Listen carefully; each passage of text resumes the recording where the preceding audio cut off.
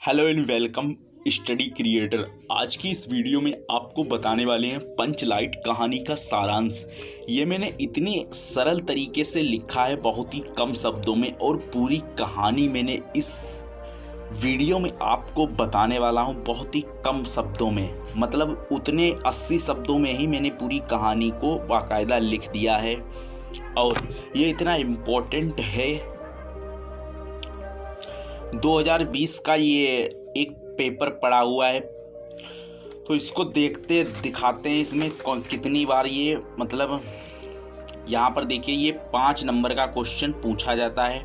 ध्रुव यात्रा, बहादुर, पंचलाइट या लाठी। इसमें से बहादुर और पंचलाइट बहुत इंपॉर्टेंट है, और ये मैं दोनों करा दूंगा। इसके बाद में बहादुर आएगा, ये पंचलाइट इसमें कराने वाले हैं। तो विस्तार से आपको वीडियो पूरी देखनी है, और पूरी इसी तरीके से इसका पीडीएफ फाइल टेलीग्राम पर मिल जाएगा। तो चलो शुरू करते हैं। पंचलाइट कहानी का सारांश इस तरीके से आपको मेन हेडिंग डालनी है, उसके बाद में सेकेंड हेडिंग डालनी है सारांश। अब शुरू करते हैं। रामनवमी के मेले में इस बार महत्तों की टोली के पंचों ने एक पेट्रोमैक्स खरीदा। इस पेट्रोमैक्स को गांव वालों ने पंचलाइट कहकर पुकारते थे। ठीक है, इतनी इंपॉर्टेंट लाइन थी, तो इसको ही मैंने कवर किया हुआ है। पंचलाइट खरीदने के बाद जो 10 रुपये बचे थे, उनसे पूजा की सामग्री खरीदी गई। सबको पंचलाइट आने की प्रसन्नता थी। इस खुशी में कीर्तन का आयोजन किया गया। इसके बाद में थोड़ी देर में टोली के सभी लोग पंचलाइट देखने के लिए एकत्रित हो गए। लेकिन प्रश्न यह बाद में उठता है कि पंचलाइट को जलाएगा कौन। इस तरीके से इस कहानी का असल मतलब सारांश है। इसके बाद में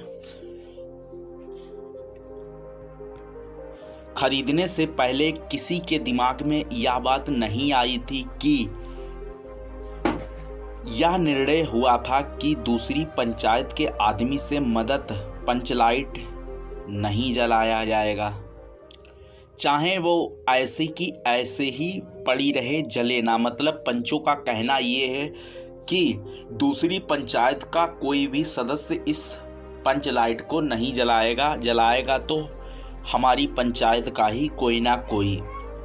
पंचायत मतलब जितने भी गांव आते हों उस एक पंचायत में।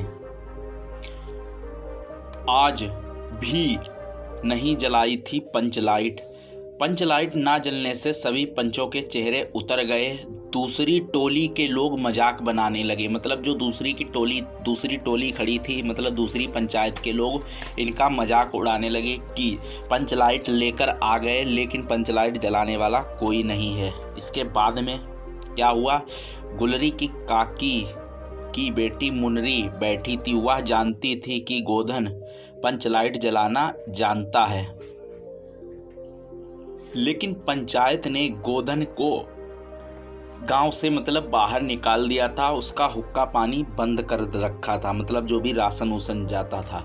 मुनरी गोधन से करती थी। उसने अपनी बात सहेली कनेली को बताई। कनेली ने यह सूचना सरदार तक पहुंचा दी कि गोधन पंचलाइट जलाना जानता है।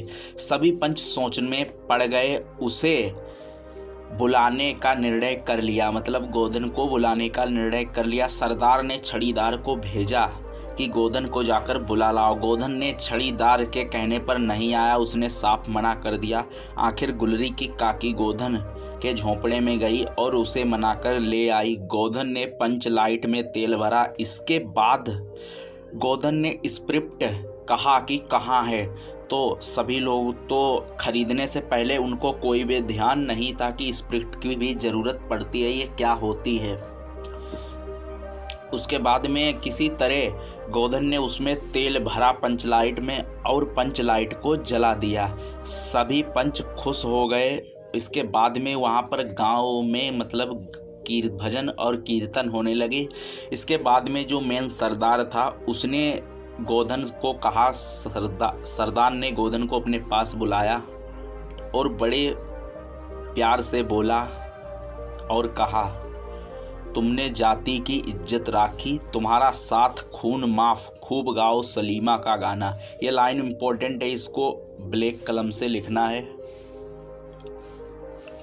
और जिस तरीके से लिखिए इसी तरीके से इसको लिखना है। तुमने जाति की इज्जत राखी है, तुम्हारा साथ खून माफ, खूब गाओ सलीमा का गाना। इस तरीके से इसको लाइन को मेन मतलब ब्लैक से कर देना है।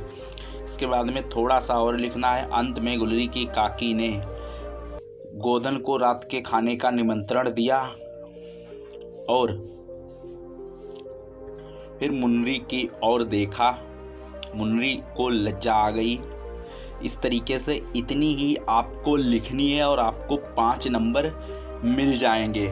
ये पंचलाइट कहानी का सारांश है। बहुत ही कम शब्दों में मैंने बता दिया है, ज़्यादा कुछ नहीं लिखा है। जो भी मेन लाइन थी उसी को मैंने कवर किया हुआ है। इसका PDF फाइल आपको टेलीग्राम पर मिल जाएगा। टेलीग्राम पर आप सर्च कर सकते हो टेलीग्राम स्टडी क्रिएटर, ठीक है। नहीं तो आप वीडियो के नीचे लिंक मिल जाएगा।